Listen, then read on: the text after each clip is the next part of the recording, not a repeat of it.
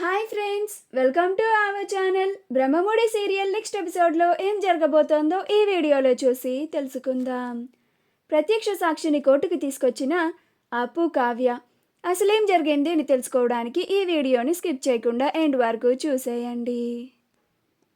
అప్పు, కావ్యలు ఇద్దరు ప్రత్యక్ష సాక్షి కోటర్ కమలేష్ కోసం రోడ్డు మీద నుంచొని వస్తూ పోతూ ఉన్న వాళ్ళని చూస్తూ గమనిస్తూ ఉంటారు. అలా ఒక చోట అతని కోసం వెయిట్ చేస్తూ ఉంటారు. కోర్టులో రాజ్ లాయర్ చెప్పిన ప్రకారంగా అనామిక మీద అనుమానం ఉన్నట్లుగా జడ్జి గారికి చెప్తాడు. అప్పుడు పబ్లిక్ ప్రాసిక్యూటర్ గారు, యువర్ ఆనర్, ముద్దాయిని ఈ కేసు నుండి తప్పించాలని డిఫెన్స్ లాయర్ గారు ప్రయత్నిస్తున్నట్లుగా నాకు అనిపిస్తోంది మై లార్డ్ అని అంటారు. అప్పుడు డిఫెన్స్ లాయర్ గారు, మై లార్డ్, నేను ముద్దాయిని ఈ కేసు నుండి తప్పించాలని ప్రయత్నించడం లేదు. నా క్లయింట్ ఎటువంటి తప్పు చేయలేదని చెప్తున్నాను. ఈ కేసు పెట్టిన అనామిక గారే ఈ హత్యని చేసి ఉండొచ్చు అని ముద్దాయి తన అనుమానాస్పద వ్యాఖ్యలని మీకు చెప్పాడు. అది మీరు కూడా విన్నారు. నేను అంతకుముందు ఆ అనామిక పెట్టిన కేసును కూడా వాదించాను. ఆవిడ మైండ్ ఎలాంటిదో, ఆవిడ క్రిమినాలిటీ ఎలా ఉంటుందో తెలిసిన ఒక లాయర్ని కూడా. ఆవిడ తన మాజీ భర్త అయిన ఈ రాజ్ తమ్ముడు కళ్యాణ్ మీద ఎన్ని తప్పుడు నిందలు వేసిందో నాకు మాత్రమే తెలుసు మై లార్డ్. చివరాఖరికి ఆ దేవుడు ధర్మాన్నే గెలిపించాడు. ఆ కళ్యాణ్ ఎటువంటి తప్పు చేయకపోయినా అతను ఒక వారం రోజులు జైల్లో ఉండేలాగా ఆ అనామిక చేసినా కానీ తరువాత ఆ కళ్యాణ్కి న్యాయం జరిగేలాగా చేశారు. ఇప్పుడు కూడా అదే విధంగా తన మాజీ భర్త అయిన కళ్యాణ్ మీద ఎలాగ నిందలు వేసి ఆనాడు కోర్టులో కేసు పెట్టిందో ఇప్పుడు కూడా ఈ రాజ్ మీద ఆ అనామిక నింద వేసి కేసు పెట్టి ఉండొచ్చు కదా మై లార్డ్ అని అంటారు.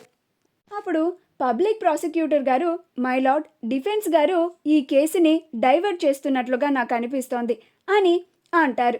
అప్పుడు డిఫెన్స్ లాయర్ గారు, మై లార్డ్, నేను ఎలాంటి డైవర్ట్ చేయడం లేదు. నేను ఒకసారి అనామిక గారిని క్రాస్ ఎగ్జామిన్ చేయడానికి నాకు కోర్టు వారు పర్మిషన్ ఇవ్వవలసిందిగా కోరుతున్నాను అని అంటారు. అప్పుడు జడ్జ్ గారు, ప్రొసీడ్ అని అంటారు. అప్పుడు అనామిక అనామిక అనామిక అని అనామికని కోర్టు వారు పిలుస్తారు. అప్పుడు అనామిక వచ్చి బోనులో నుంచుంటుంది. అప్పుడు డిఫెన్స్ లాయర్ గారు అనామికని ప్రశ్నలు వేస్తూ ఉంటారు. కావ్య, అప్పులు ఇద్దరు అలానే రోడ్డు మీద కోటర్ కమలేష్ కోసం చాలాసేపటి నుంచి వెయిట్ చేస్తూ ఉంటారు. అప్పుడు కావ్య, ఏంటి అప్పు ఇది, అక్కడ కోర్టులో కేసు నడుస్తూ ఉంటుంది. ఈరోజు ఫైనల్ జడ్జ్మెంట్. మనం ఎలాగైనా సరే ఆ ప్రత్యక్ష సాక్షిని పట్టుకొని కోర్టుకి తీసుకెళ్లాల్సిందే. లేకపోతే ఎలాంటి తప్పు చేయని నా భర్తకి ఈరోజు శిక్ష పడుతుంది. అతను ఇంకా రాడేంటి అని అంటూ ఉంటుంది. అప్పుడు అప్పు, నువ్వు టెన్షన్ పడకక్క, ఆ వ్యక్తి చెప్పాడు కదా ఆ కోటర్ కమలేష్ ఈ ప్రదేశంలోనే తిరుగుతూ ఉంటాడు అని, ఇంకాసేపు వేచి చూద్దాం అని అంటుంది. అప్పుడే ఒక వ్యక్తి తూలుకుంటూ అందరినీ డబ్బులు అడుగుతూ వస్తూ ఉంటాడు. అది చూసి కావ్య, అప్పు, అదిగో ఒక వ్యక్తి వస్తున్నాడు చూడు, అందరినీ డబ్బులు అడుగుతున్నాడు, అతనే బహుశా కోటర్ కమలేష్ అయ్యుండొచ్చు అని అంటుంది. అప్పుడు అప్పు, పదక్క దగ్గరికి వెళ్ళి చూద్దాం అని ఇద్దరు కలిసి కోటర్ కమలేష్ దగ్గరికి వెళ్ళి, ఏవండి, మీరేనా కోటర్ కమలేష్ అంటే అని అంటారు. అప్పుడు ఆ కోటర్ కమలేష్, అవునమ్మా నేనే అని అంటాడు.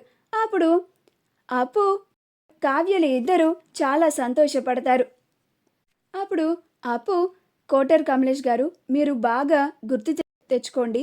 సరిగ్గా 3 రోజుల క్రితం ఒక వ్యక్తి మీకు 500 రూపాయలు ఇచ్చారు.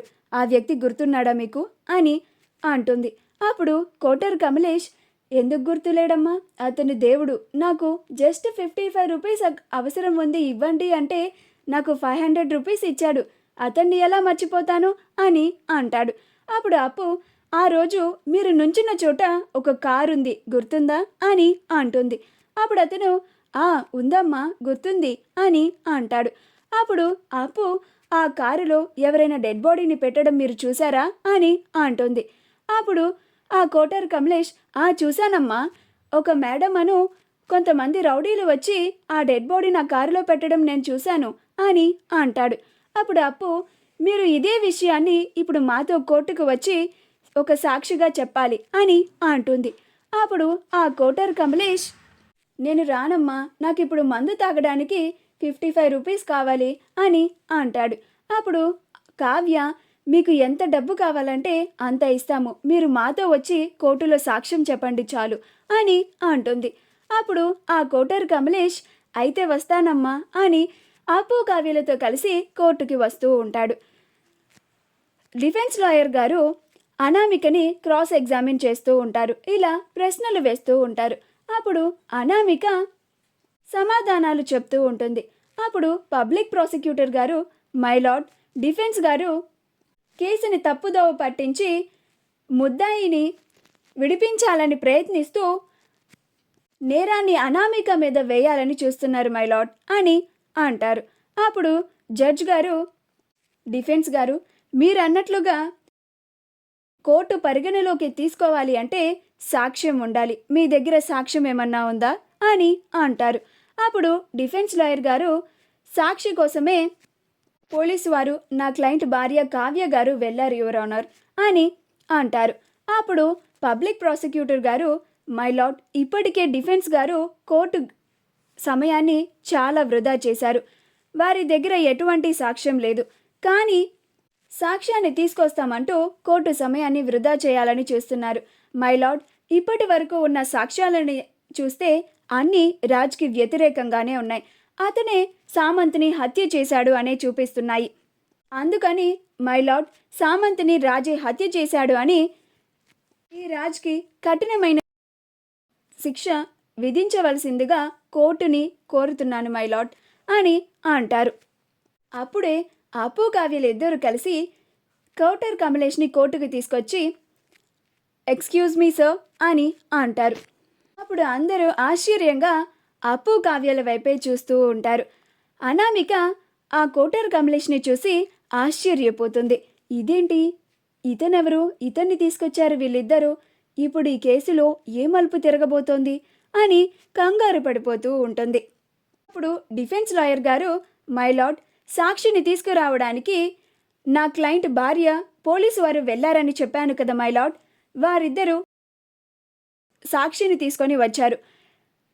మీ పర్మిషన్తో ప్రత్యక్ష సాక్షిని కొన్ని ప్రశ్నలు వేయడానికి, అసలు సంఘటన జరిగిన స్థలంలో ఏం జరిగిందో అతను మనకి చెప్పడానికి, అతన్ని బోనులో ప్రవేశపెట్టడానికి పర్మిషన్ ఇవ్వవలసిందిగా కోర్టు వారిని రిక్వెస్ట్ చేస్తున్నాను మై లార్డ్ అని అంటారు. అప్పుడు జడ్జ్ గారు ప్రొసీడ్ అని అంటారు. మా వీడియో కనుక మీకు నచ్చినట్లయితే లైక్ చేయండి, షేర్ చేయండి, మా ఛానల్ని సబ్స్క్రైబ్ చేసుకోండి, పక్కనే ఉన్న బెల్ ఐకాన్ని క్లిక్ చేయడం మాత్రం మర్చిపోకండి.